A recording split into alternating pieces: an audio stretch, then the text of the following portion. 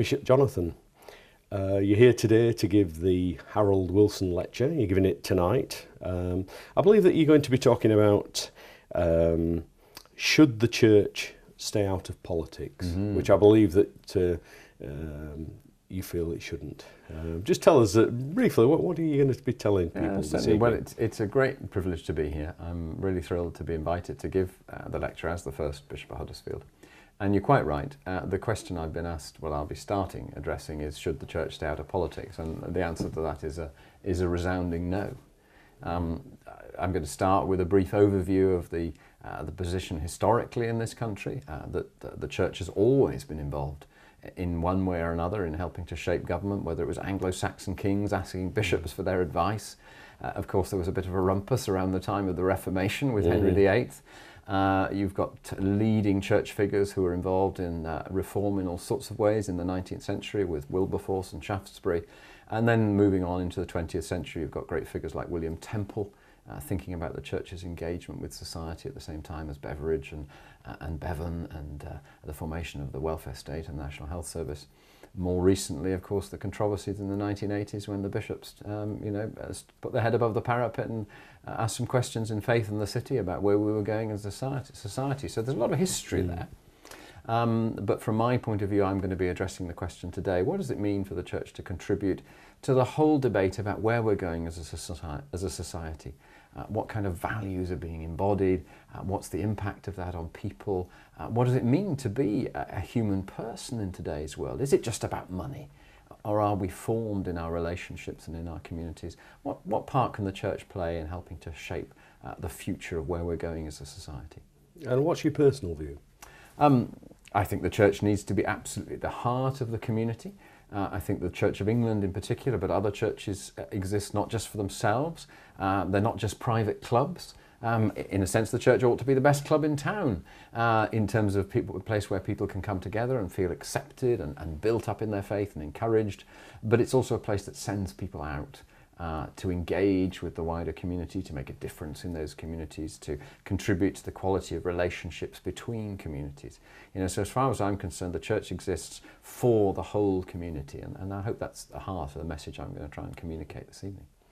And you are the new bishop, the Bishop of Huddersfield. We didn't have one before. That's right. You'll be speaking to your parishioners. What's their take on the current political situation and the church's involvement with it? Well, I think one or two people have read the draft of my speech, and they feel it does chime in with a lot of what they're feeling, which is that many of us are very disappointed with what we're hearing from our politicians at the moment. It's one analogy I'm going to use later on is it's a bit like they're offering sweets to get us to vote for them.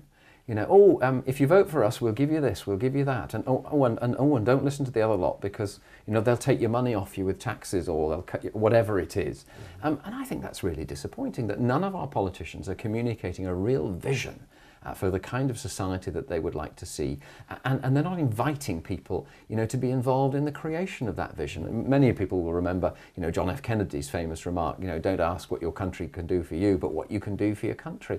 I'm not hearing that kind of vision from our politicians, and that's something that the House of Bishops, the bishops of the Church of England, called for in their recent pastoral letter, Who is My Neighbour, saying that we need a new form of politics that is encouraging people to think about where we're going as a society.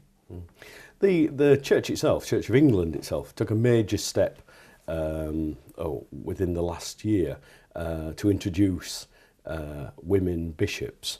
Do you see it doing the similar thing in terms of politics? Does it need to move forward into the political light? Yeah, I think it's very interesting. As I mentioned a moment ago, that the House of Bishops has, for the first time, published a pastoral letter. It's about 50 pages long. It's probably a bit too long for people to read, which is a shame because there's some really good stuff in it. That was partly possible because we knew when the general election was going to be. But I think it does represent a commitment on the part of the church and the bishops of the church to contributing to that debate about where we're going as a society. That the church isn't just there for religious people who want to gather and sing some hymns on a Sunday morning, but is there to contribute to the well-being and the shaping of the future of the whole society in which we live. So, yeah, I mean, I think it's a really positive step forward, and I hope and pray we'll be seeing more of it. And are you enjoying Huddersfield? I'm enormously enjoying Huddersfield. You were saying, I think you've been here before. We certainly we spent some years living in Staley Bridge, which wasn't a million miles away, and we used to come across this way. But no, it's a new area for us, and we're really enjoying getting to know it. Loving the towns. This is a fantastic place, this university. It's a great privilege to be here. It's got a great buzz about it. And of course there's some fantastic countryside, especially on a glorious day like today when the sun is shining as it is, and some wonderful walking. So yeah, we are really enjoying Huddersfield. The University of Huddersfield, inspiring tomorrow's professionals.